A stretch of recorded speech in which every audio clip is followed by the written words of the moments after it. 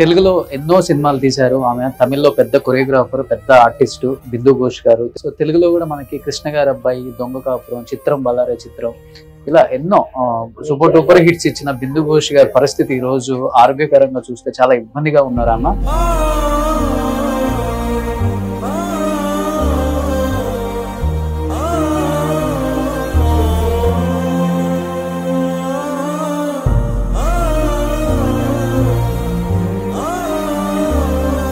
అమ్మా ఏంటి అసలు ఏమైందమ్మా మీకు?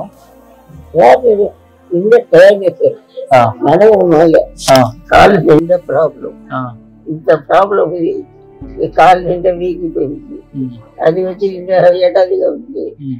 కొంచెం పర్వాలేదు. సో ఆర్థికంగా కూడా, ఫైనాన్షియల్ గా కూడా బాగా ఇబ్బంది పడుతున్నారని విన్నాను నేను. అవును, ఫైనాన్షియల్ గా కూడా చాలా బాధపడ్డా. ఎన్ని సినిమాలు తీసుంటారు? ఒక 300 పిక్చర్స్ తీసుంటారమ్మా. పెద్ద ఆర్టిస్ట్ మీరు. అంతా చేసి అంతా పోయింది మొత్తం. డబ్బులు గిల్లు ఇల్లు అన్ని పోయినాయి. ఓకే, చాలా నేను వినగానే చాలా బాధపడ్డాను బిందమ్మ. తమిళ ఛానల్లో చూశాను నేను. ఇమీడియట్ గా నేను చెన్నై వచ్చినప్పుడు ఫస్ట్ మీ అబ్బాయికి కాల్ చేశాను. ఆరోగ్యం ఎలా ఉంది ఏంటి అని అడిగాను. చాలా ప్రాబ్లం గా ఉంది, ఆర్థికంగా కూడా ఇబ్బంది పడుతున్నారని చెప్పారు మాకు. అందుకనే హాస్పిటల్ అడ్మిట్ అయ్యారంటే డెఫినెట్ గా వచ్చి చూడాలని అనుకున్నాను నేను. అందుకనే వచ్చానమ్మా నేను.